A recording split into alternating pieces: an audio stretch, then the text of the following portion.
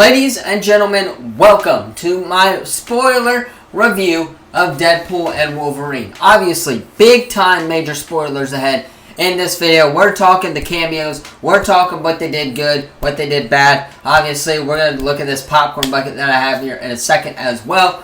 We are getting into all of that and so much more in today's video. But first, of course, if you guys are new to the channel, please don't forget to subscribe, leave a comment. It helps the channel out a lot. And today we will also be talking about what Marvel Studios needs to do or is going to announce at San Diego Comic-Con as well. Both of these videos are coming on the Sports Lovers channels. Just because I am such a big Marvel fan, we're going to talk about that all. But without further ado, let's go ahead and hop into this Deadpool and Wolverine spoiler review. Spoilers ahead. Alright, first of all, look at this popcorn bucket, man. This popcorn bucket is crazy. It says designed by Deadpool, but at the bottom here it says can also be used for popcorn too. You got the mask on it like normal. You got the Marvel Studios Deadpool and Wolverine as well. This is the first Marvel popcorn bucket that I've gotten, and it's definitely a good one to start on. So I think what I'm going to do is probably get a popcorn bucket for every Marvel movie releasing. If they have one for Captain America Brave New World, I will get that as well. But again, I don't know if they will or not. I think that those type of popcorn buckets are saved for big events as well. So with that being said, that's kind of where we are with that as well. But let's go ahead and jump right into this review. Really quickly, now is your last chance to back out now. 3, 2, 1. Spoilers ahead. Let's freaking go. This movie is insane. First of all, Ryan Reynolds, Hugh Jackman, they deliver on what all the critics were saying. This movie is fantastic. I love this film. They explain why Wolverine wore the suit. Obviously, there are some... how do I put this? There are some very serious moments in the film which I do appreciate. I thought all the jokes landed in the fourth wall. I really did. I think that for the most part, the jokes did land as well. First of all, now we'll get into the cameos as well. So, the Human Torch coming back, Chris Evans' Human Torch coming back as well, was insane. That was a fantastic review that I think they did really, really well on. So, congratulations to them as well. I think they did a fabulous job nailing the cameos. Wesley Snipes' Blade, who we long rumored, did make a return in this film as well. Jennifer Garner's Elektra also made an appearance in this film too. And then you had Sabretooth. Even the freaking Hulk made an appearance in this film, where they were at the earlier scenes in the movie. This went by pretty quickly, so it was kind of a blink and you'll miss it moment.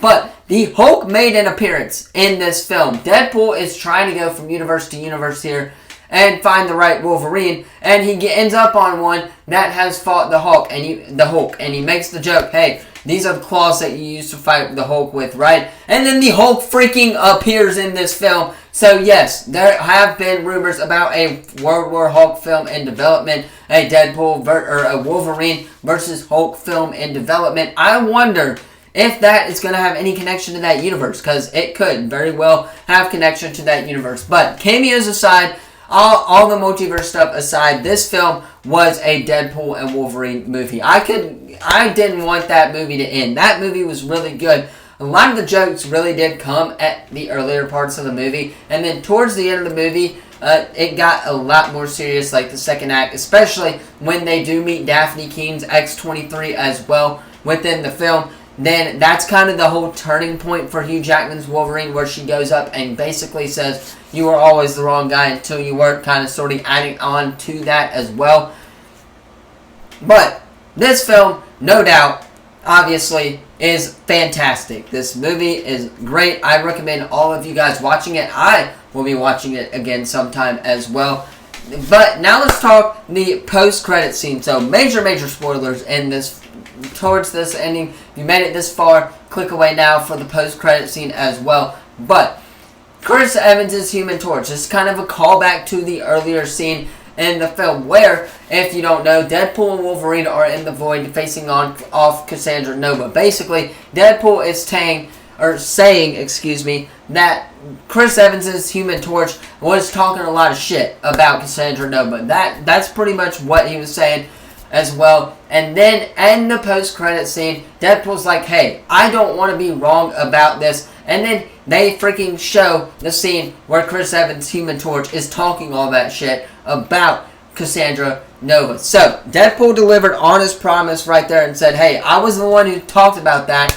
That is basically the end. There also was a monologue to all the X-Men films that kind of got a lot of people, in my theater at least, kind of clapping and tearing up for that as well. But that was when the early credits roll. And that end credit scene, honestly, it's not bad. For what Marvel Studios' normal MO is, it's introduce a character and don't have him show up for the next 4 or 5 years in the MCU and say that he will return as well.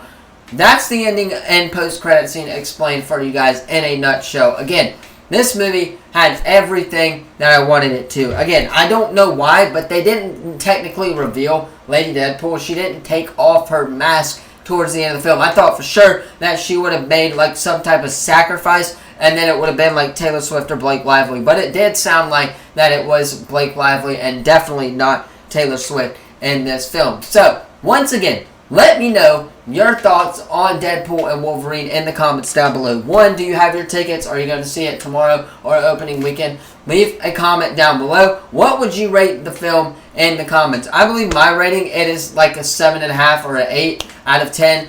But it is probably the third best movie since Avengers Endgame. I think 1 is Spider-Man No Way Home, of course. No one's going to top that. Number 2 is Guardians of the Galaxy. That was fantastic. And then number 3, of course, is Deadpool and Wolverine. Let me know what you thought of it, though, again, in the comments down below. Then, we will be talking Marvel Studios, Hall H, and Comic-Con in the next video, so subscribe. Stay tuned for that one as well. Thank you all so much for watching. Again, leave a like, comment, sub. Thank you all so much, and I will see you all in the next video. Peace.